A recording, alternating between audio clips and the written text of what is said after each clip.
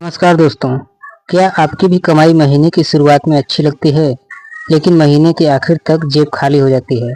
यदि हाँ, तो ये वीडियो आपके लिए है। आप सोचते हैं कि आखिर पैसा गया कहाँ? अगर आपकी कमाई 15,000 है और 30,000 है या 50,000 है, लेकिन महीने के अंत में बचत जीरो है यानी बिल्कुल शून्य है, तो समस्या हमेशा कम कमाई नहीं होती। ठीक है, कई बार हमारी अपनी छोटी छोटी फाइनेंशियल हैबिट्स ही हमारी कमाई को खत्म कर देती हैं। आज की इस वीडियो में मैं आपको बताऊंगा पैसा बचता क्यों नहीं और कमाई आते ही खत्म होने की 7 बड़ी वजह हैं। वीडियो को आखिर तक जरूर देखिए क्योंकि आखिरी पॉइंट सबसे ज़्यादा इंपॉर्टेंट है। तो बने रहिए वीडियो पर। चैनल पर नए हैं तो लाइक शेयर सब्सक्राइब कर दीजिए। चलिए दोस्तों, आज की वीडियो को शुरू करते हैं। तो आज का सबसे पहला पॉइंट है बिना बजट के पैसा खर्च करना। सबसे पहली गलती, बिना बजट के खर्च करना। मान लीजिए आपकी सैलरी 20,000 है। सैलरी आते ही आपने सोचा कि अभी पैसे बहुत हैं, कहीं बाहर खाना खा लिया, ऑनलाइन शॉपिंग कर ली, दोस्तों के साथ घूम आए और छोटी छोटी चीज़ों पर खर्च करते रहे। लेकिन आपने यह तय ही नहीं किया कि महीने में कितना पैसा खर्च करना है, और उसका नतीजा ये होता है कि महीना खत्म होने से पहले पैसा खत्म हो जाता है। इसलिए कमाई चाहे कितनी भी हो, सबसे पहले एक सिंपल बजट बनाइए। जैसे जरूरी खर्च कितना है, सबसे पहले इसका लिस्ट बनाइए। घर में कितना देना है, सेविंग कितनी करनी है और अपनी इच्छा वाले खर्च के लिए कितना पैसा रखना है। जब पैसा पहले से अलग अलग हिस्सों में बटा होगा तो अननेसेसरी स्पेंडिंग कम होगी। दूसरा पॉइंट है छोटी छोटी चीज़ों को इग्नोर करना। जैसे दूसरी बड़ी वजह है छोटे खर्चों को छोटा समझना। 50 रुपया, 100 रुपया या 200 रुपये का खर्च हमें बहुत बड़ा नहीं लगता है, लेकिन अगर रोज 100 एक्स्ट्रा खर्च हो रहे हैं तो महीने में करीब 3,000 हो सकते हैं, यानी साल भर में 36,000। अब आपको मोटा समझ में आ रहा होगा ये पैसा। अब सोचिए, सिर्फ छोटे छोटे खर्चों पर ध्यान देकर आप कितनी बड़ी रकम बचा सकते हैं। इसका मतलब यह नहीं है कि आपको हर छोटी खुशी छोड़ देनी है, बस इतना समझना है कि हर खर्च से पहले खुद से पूछिए, क्या यह चीज़ मुझे सच में चाहिए या मैं सिर्फ मन होने की वजह से खरीद रहा हूँ। तीसरा पॉइंट है दिखावे के लिए खर्च करना। तीसरी वजह है दूसरों को देखकर खर्च करना। आपके दोस्त ने नया फोन खरीदा, आपने भी खरीद लिया। किसी ने महंगे कपड़े खरीदे, आपको भी लगने लगा कि मेरे पास भी होना चाहिए। सोशल मीडिया ने इस प्रॉब्लम को और बढ़ा दिया है। लेकिन याद रखिए, दूसरे व्यक्ति की जिंदगी देखकर अपनी फाइनेंशियल प्लानिंग मत कीजिए।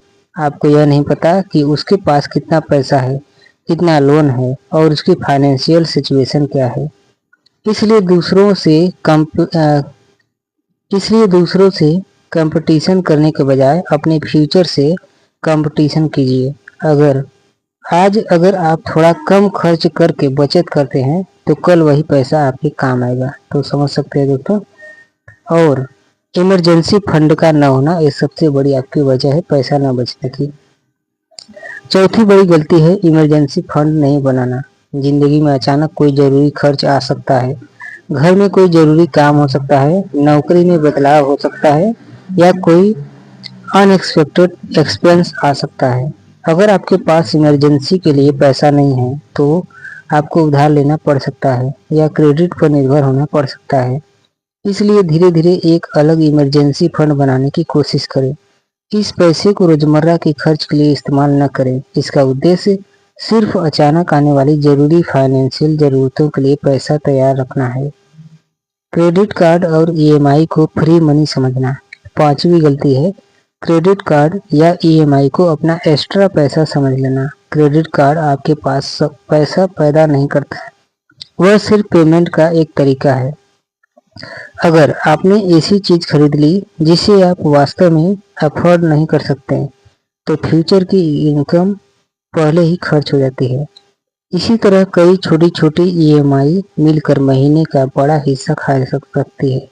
इसलिए कोई भी ईएमआई लेने से पहले खुद से पूछिए, क्या यह चीज वास्तव में जरूरी है या मैं इसका पेमेंट आराम से कर सकता हूँ, और अगर मेरी इनकम कुछ समय के लिए कम हो जाए तो क्या मैं इसे चुका पाऊंगा। अगर जवाब नहीं है तो दोबारा सोचिए। सेविंग को महीने के आखिर के लिए छोड़ देना। छठी गलती बहुत कॉमन है। लोग सोचते हैं पहले पूरे महीने खर्च करेंगे और जो पैसा बचेगा उसे सेव कर लेंगे, लेकिन ज़्यादातर मामलों में महीने के आखिर में कुछ बचता ही नहीं। इसलिए तरीका थोड़ा बदलना चाहिए। पहले सेविंग फिर स्पेंडिंग। मान लीजिए आपकी इनकम 20,000 है। आप अपनी स्थिति के अनुसार एक रीजनेबल अमाउंट को सेविंग के लिए अलग कर सकते हैं और बाकी पैसे से महीने का खर्च मैनेज कर सकते हैं।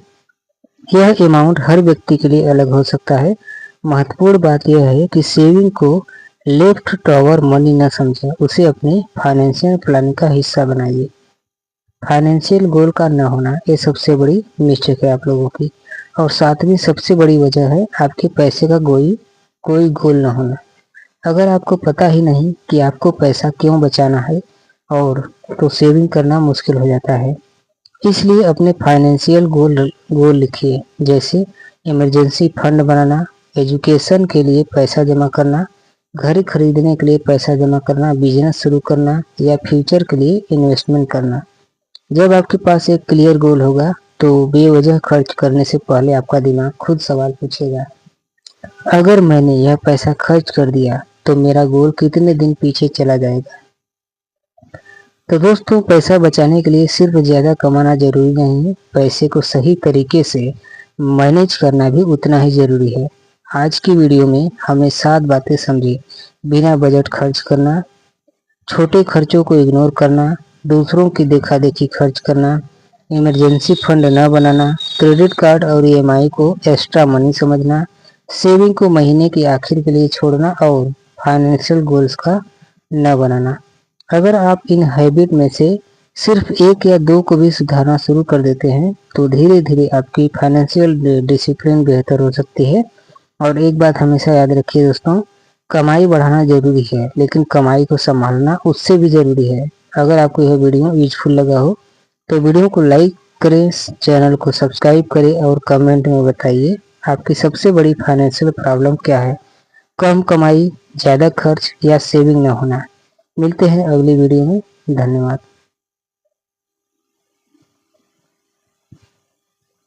तो दोस्तों, वीडियो पसंद आई हो तो लाइक, शेयर और सब्सक्राइब कर दीजिए और बेल आइकन के ऑल बटन प्रेस कर दीजिए ताकि इसी तरह की वीडियो आपको आगे भी मिलती रहे।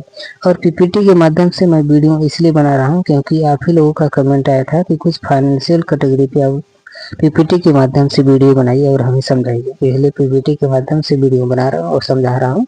और दूसरी सबसे बड़ी वजह यह है दोस्तों कि अभी दिन में मुझे समय नहीं मिल पा रहा है, रात को ही समय मिलता है। तो रात को मैं फेस कैम वीडियो नहीं बना पा रहा हूँ, इसलिए मैं आपको पीपीटी के माध्यम से वीडियो बना के ला रहा हूँ और समझा रहा हूँ। तो आप लोग दोस्तों बताइएगा कमेंट बॉक्स में कि इस तरह का वीडियो आपको पसंद आ रहा है या फिर नहीं। चलिए मिलते हैं नेक्स्ट वीडियो, तब तक के लिए धन्यवाद। वंदे मातरम।